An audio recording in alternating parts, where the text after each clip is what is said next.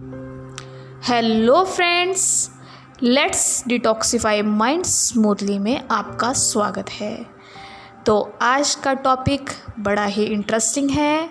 Topic है self esteem बढ़ेगी नहीं बल्कि आसमान की ऊंचाइयों को छुएगी।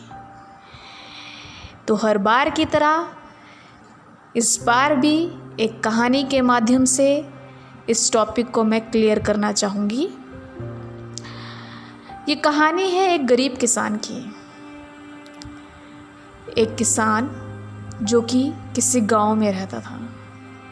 एक बार वो बहुत क्रोधित हो गया क्योंकि उसने सुना था कि इस संसार को दुखी करने वाला, इस संसार को नरक बनाने वाला एक शैतान है। उस शैतान ने ही इस संसार में बुराइयां फैलाई है। और ये बात उसने एक सत्संग में प्रवचन में सुनी थी। और जब उसने प्रवचन में ये बात सुनी तो वो क्रोध से भर गया और निकल पड़ा एक कुल्हाड़ी लेकर उस शैतान की तलाश में, इस संकल्प के साथ कि अगर वो शैतान मिला तो उसे मैं मार दूंगा। उसके मन में संसार के प्रति ऐसी भावनाएं जागृत हो गई। वो निकल पड़ा और चलते चलते उसे शैतान बीच रास्ते में मिल गया। उसने उससे पूछा कि क्या तुम ही शैतान हो? उसने कहा, हाँ मैं ही हूँ। किसान ने फिर पूछा, क्या तुमने ही इस संसार को नरक बनाया है? उसने कहा, हाँ मैंने ही बनाया है। किसान ने कहा, खबरदार हो जाओ, मैं तुम्हें मारने आया हूँ। और वो अपनी कुल्हाड़ी ऊपर करके उस पर प्रहार जैसे ही करने लगता है, शैतान उसके चरणों में गिर पड़ता है और बोलता है, मुझे माफ़ कर दो, मेरा भी परिवार है, मेरा भी कुटुंब है, मेरी भी पत्नी है, मेरे भी बच्चे हैं, उनका क्या होगा? कुछ तो रहम करो, मुझे छोड़ दो। इसके बदले में मैं तुम्हें हर महीने सोने के सिक्के दूंगा। किसान रुक जाता है उसकी बात सुनकर उसे अपना दुखी परिवार याद आ जाता है, उसे अपनी झोपड़ी याद आ जाती है और वो मान जाता है और उस राक्षस से कहता है, ठीक है, लेकिन हर महीने सोने के सिक्के मेरे घर पहुंच जाने चाहिए। और वो घर चला जाता है। हर महीने सोने के सिक्के आने लगते हैं। पहला महीना सोने के सिक्के आते हैं, दूसरा महीना सोने के सिक्के आते हैं, तीसरा महीना भी सोने के सिक्के आते हैं। लेकिन चौथे महीने सोने के सिक्के नहीं आते।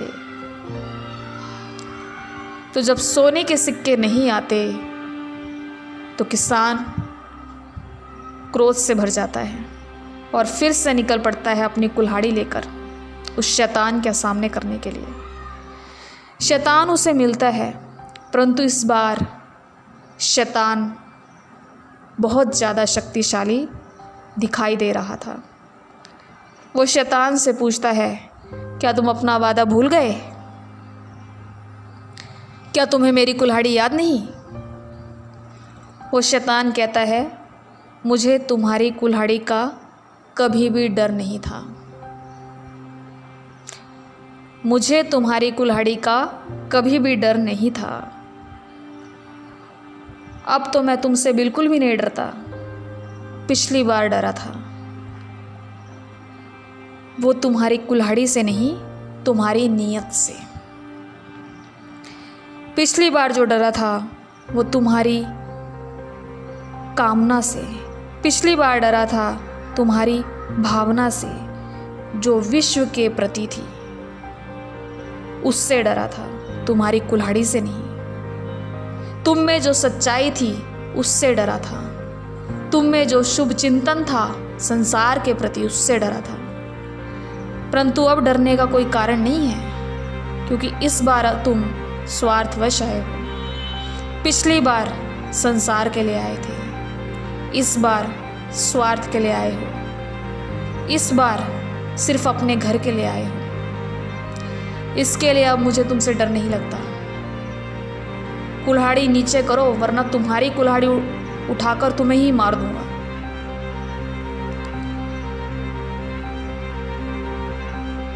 तो फ्रेंड्स, क्या शिक्षा मिलती है इस कहानी से? क्या सीखने को मिलता है इस कहानी से? इस कहानी से हमें यही शिक्षा मिलती है, क्या जहाँ शुभ चिंतन है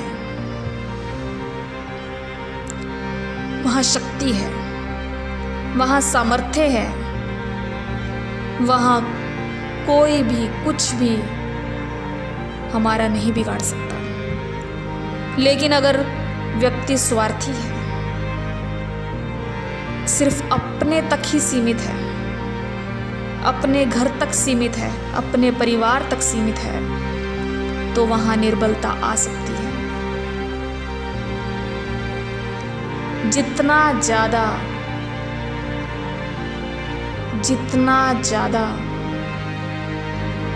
मन में प्योर इंटेंशन होगा दूसरों के प्रति, उतना ज़्यादा आपको हर कार्य में सफलता मिलेगी। तो वो जो शैतान था वो प्रतीक किस चीज़ का था? वो प्रतीक था बुराइयों का, वो प्रतीक था डर का, वो प्रतीक था निंदा का, वो प्रतीक था क्रिटिसिज्म का, वो प्रतीक था अपयश का, वो प्रतीक था आलोचना का।